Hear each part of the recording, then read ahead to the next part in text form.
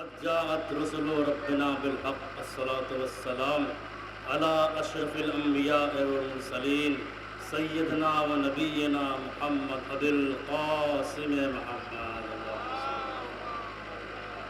ولعنة الله على أعدائهم أجمعين من الآن إلى قيام يوم الدين.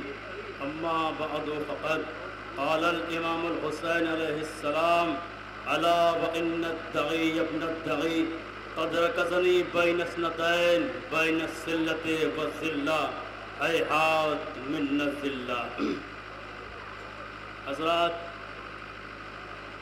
سب سے پہلے میں شکر گزار ہوں پولیس پرشاسن کا کہ جنہوں نے اول محرم سے لے تک آج تک ہمارے شانہ بشانہ کھڑے رہے. میں ان سب کو بہت بہت دھنیواد کہتا ہوں اور شکریہ ادا کرتا ہوں. اور عزیزوں، میں نے مولا کے اس مقدس قول کو آپ کے سامنے پیش کرنے کا شرف حاصل کیا. امام عالی مقام کربلا کے میدان میں کوفیوں سے مخاطب ہوتے ہوئے فرما رہے ہیں کہ الا وان الدعی ابن الدعی قد رکزنی بین اثنتین، کہ بے شک اے کوفیوں آگاہ ہو جاؤ کہ مجھے اس نابکار ابن نابکار نے دو چیزوں کے درمیان لا کر کھڑا کر دیا ہے. یہ ملعون کہتا ہے حسین یا تلوار کھینچ کر میدان میں آ جاؤ یا ذلت کو اختیار کرو. اور اے کوفیوں یہ جان لو کہ ہیہات من الذلہ، کہ ذلت ہم اہل بیت سے کوسوں دور ہے. عزیزوں، میں اپنی گفتگو کا آغاز یہاں سے کرنا چاہوں گا کہ شہید مطہری علیہ الرحمہ اپنی کتاب میں لکھتے ہیں کہ کربلا ایک ایسی کتاب کا نام ہے جس کے 2 صفحے ہیں. بہت توجہ کا طالب ہوں. کربلا ایک ایسی کتاب کا نام ہے جس کے 2 صفحے ہیں. ایک صفحہ بہت نورانی اور روشن صفحہ ہے اور دوسرا صفحہ بہت ہی تاریکی اور ظلمتوں سے بھرا ہوا ہے. وہ صفحہ جو ظلمتوں سے بھرا ہوا ہے، جو تاریکیوں سے بھرا ہوا ہے، وہ صفحہ ہے کہ جس میں مظلومے کے لاشوں پر گھوڑے دوڑائے گئے. دنیا میں ہر جی کے لیے جس کے اندر جان ہوتی ہے، ہر ذی حیات کے لیے جس کے اندر حیات پائی جاتی ہے، پانی کی ضرورت ہوا کرتی ہے. لیکن کربلا کا سیاہ صفحہ اور تاریکی صفحہ وہ صفحہ ہے کہ جب مسلمانوں سے سوال آپ کیا گیا، پانی مانگا گیا، تو ایک تیر کے ذریعے سے ایک 6 مہینے کے بالغ کو، ایک 6 مہینے کے بچے کو شہید کر دیا جاتا ہے. یہ کربلا کا تاریکی صفحہ ہے. اور کربلا کا وہ صفحہ جو بہت ہی نورانی، روشن اور صاف اور شفاف صفحہ ہے، وہ صفحہ جس میں انسانیت، ایثار، قربانی، وفاداری، دیانتداری، شجاعت، سخاوت، یہ ساری چیزیں نظر آتی ہیں. عزیزوں دیکھیے، 2 لفظ ہوتے ہیں، ایک شجاعت اور دوسرے جمع مردی. شجاعت سے بالا تر شے کا نام ہے جمع مردی. ایک سنی عالم دین لکھتے ہیں اپنی کتاب میں کہ اگر کسی انسان کے بنیادی جز کو پا لیا جائے تو اس کے مکمل ذات پر گفتگو اور بحث کی جا سکتی ہے. اور اس کا کہنا ہے کہ جب میں نے مولا کائنات کے بارے میں پڑھا تو مولا کائنات کو جو بنیادی جز مجھے نظر آیا وہ یہ کہ علی ایک جوان مرد انسان کا نام ہے. اور اس کی مثال آپ دیکھیں تو خندق کے میدان میں نظر آئے گا. عمرو ابن عبدود جیسا سورما، جو عرب کا بہت بڑا سورما مانا جاتا ہے، اس کے اوپر مولا کائنات کا قابو پا جانا یہ علی کی شجاعت کی دلیل ہے. اور اس کے بعد اس کے سینے پر قابو پا جانے کے بعد اس کے سینے سے اتر آنا یہ علی کی جمع مردی کی دلیل ہے. اور اس کے بعد آپ اگر اس کو اگر دیکھیں کربلا کے میدان میں تو ثانی حیدر مولا عباس میں نظر آتی ہے. مولا عباس نے جب فرات پر قبضہ کیا تو ان کا کہنا یہ ہے کہ مراد پر قبضہ کر لینا یہ مولا عباس کی شجاعت کی دلیل ہے.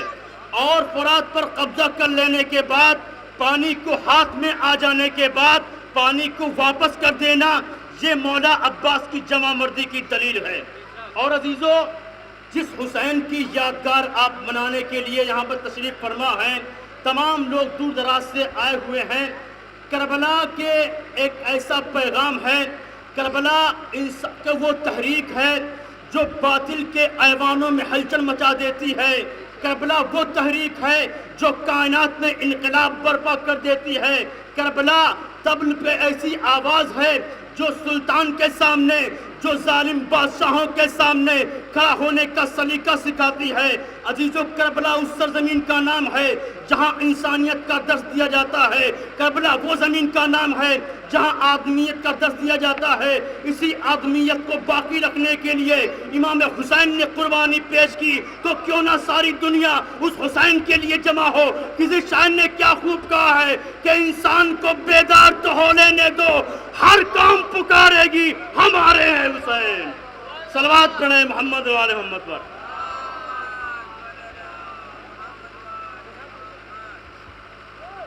تو عزیزو، کربلا میں، اور آپ جانتے ہیں کہ جناب گاندھی جی نے امام حسین سے ہی درس لے کر یہاں پر جو دشمنوں کے مقابل میں کھڑے ہوئے، اور آپ کو معلوم ہے کہ جب گاندھی جی نے نمک آندولن کیا تھا تو 72 ساتھیوں کو لے کر کھڑے ہوئے تھے، اور گاندھی جی نے یہ کہا تھا کہ اگر ہمارے پاس کربلا جیسے 72 ہوتے تو ہم 24 گھنٹے میں اس دیش کو آزاد کر لیتے۔ اور عزیزو، آپ کو یہ بھی معلوم ہے کہ ایک مرتبہ گاندھی جی سفر کر رہے تھے ٹرین پر، تو آپ کو ٹرین سے باہر کر دیا جاتا ہے، تو انگریز اس وقت موجود تھے، تو گاندھی جی نے وہیں سے یہ فیصلہ کیا تھا کہ تم نے مجھ کو ٹرین سے نکال کر باہر کیا ہے، ہم نے اگر تمہیں اپنے دیش سے نکال کر باہر نہ کیا تو ہندوستانی نہ کہنا۔ تو عزیزو، امام حسین نے، جناب گاندھی جی نے امام حسین سے درس لیا تھا، اور امام حسین سے ہی درس لیا تھا امام خمینی نے، جنہوں نے ایران میں انقلاب برپا کیا۔ اور جو بھی انسان کربلا سے درس لیتا ہے وہ دنیا میں انقلاب برپا کر دیتا ہے۔ اور یہ جب اسیروں کا قافلہ شام کے زندان میں آتا ہے تو علی کی شیر دل بیٹی سے ایک مرتبہ وہ ملون کہتا ہے کہ دیکھا خدا نے تمہارے بھائی کے ساتھ کیا کیا؟ تو جناب زینب نے کہا وما رمیت الا جمیلا، کہ ہم نے اچھے کے علاوہ کچھ دیکھا ہی نہیں۔ اور اس کے بعد اس کی آنکھوں میں آنکھیں ڈال کر جناب زینب نے کہا کہ وقت نے ایسے موڑ پر لا کر کھڑا کر دیا ہے کہ مجھے تجھ جیسے ملون کے سامنے بات کہنا پڑ رہی ہے، اور تجھ جیسے ملون کو کتا تو کہنا بھی ایک وفادار جانور کی توہین کرنا ہے۔ اور عزیزو، جناب زینب نے کہا کہ کت قیدک وسسایک، کہ یزید تو جو کرنا چاہے کر لے، تو جتنی بھی کوششیں کرنا چاہے کر لے، لیکن تو میرے بھیا حسین کے ذکر کو مٹا نہیں سکتا ہے۔ یزید نے سب سے بڑی غلطی جو کی وہ یہی کی۔ وہ کیا سمجھ رہا تھا؟ وہ یہ سمجھ رہا تھا کہ میں حسین کے سر و تن میں جدائی کر دوں گا تو حسین مٹ جائے گا۔ جناب زینب نے وہاں پر یہ بیان کر کے بتایا کہ میرا بھیا حسین کسی سر اور تن کے جدائی سے مٹنے والا نہیں ہے۔ حسین سر اور تن کا نام نہیں ہے، حسین جسم اور سر کا نام نہیں ہے، بلکہ حسین ایک فکر کا نام ہے، حسین ایک مقتدر فکر کا نام ہے، حسین ایک آئیڈیالوجی کا نام ہے۔ آپ مجھ سے سوال کریں کہ آپ کیسے کہہ سکتے ہیں کہ حسین ایک فکر کا نام ہے، حسین ایک آئیڈیالوجی کا نام ہے، حسین کیسے ایک مقتدر فکر کا نام ہے؟ تو بھائی میں اتنا کہنا چاہوں گا، اگر حسین جسم اور سر کا نام ہوتا تو بعد قتل حسین یہ روزوں کو منہدم کرنے کی کوشش کیوں کی جا رہی ہے؟ بعد حسین ذکر حسین پر پابندی کیوں لگائی جا رہی ہے؟ یہ وہ ذکر ہے، حسین کا وہ ذکر ہے کہ جب یہ ذکر ہوتا ہے تو باطل کے تخت لرز جاتے ہیں، باطل کے ایوانوں میں ہلچل مچ جایا کرتی ہے۔ اسی لیے حسین ایک فکر کا نام ہے، حسین ایک آئیڈیالوجی کا نام ہے۔ عزیزو، حسین نے انسانیت کی بقا کے لیے کربلا کے میدان میں اپنے بھرے گھر کی قربانی کو پیش کر دی، اور جب عصر عاشور امام حسین کو قتل کر دیا جاتا ہے تو ایک مرتبہ، اور آپ کو معلوم ہے کہ ہمارے نوجوان، ہمارے بچے یہ آگ پر ماتم کرتے ہیں، کبھی زنجیر زنی کرتے ہیں، یہ اس بات کا ثبوت دیتے ہیں مولا اگر ہم کربلا کے میدان میں ہوتے تو ہم بھی آپ کے لیے اپنے خون کا نذرانہ پیش کرتے۔ عزیزو، یہ چھوٹے چھوٹے بچے آگ پر ماتم کرتے ہیں۔ بعد قتل حسین خیموں میں آگ لگا دی جاتی ہے، سیدانیاں ایک خیمے سے دوسرے خیمے میں، دوسرے خیمے سے تیسرے خیمے میں، یہ کے بعد ایک دوسرے خیمے میں جاتی ہیں، اور ایک خیمہ جب بچتا ہے تو امام سجاد کے پاس جناب زینب آتی ہیں اور کہتی ہیں اے میرے لال سید سجاد، کیا ہم اس خیمے میں جل کر مر جائیں یا خیمے سے باہر نکل جائیں؟ تو جناب زینب نے کہا اے میرے لال سید سجاد، جب امام سجاد نے کہا ہے پھوپھی اماں، جان کا بچانا واجب ہے، لہذا ہم خیمے سے باہر نکلتے ہیں۔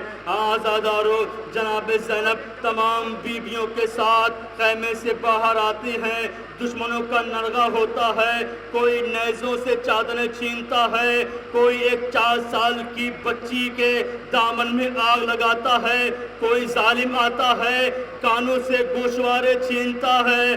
آزادارو، جناب سکینہ فرات کا رخ کرتی ہیں، اے میرے چچا عباس، آپ کے بعد مجھ پر وہ ظلم ڈھائے گئے جو آج تک کسی پر نہ ڈھائے گئے۔ انا للہ و انا الیہ راجعون۔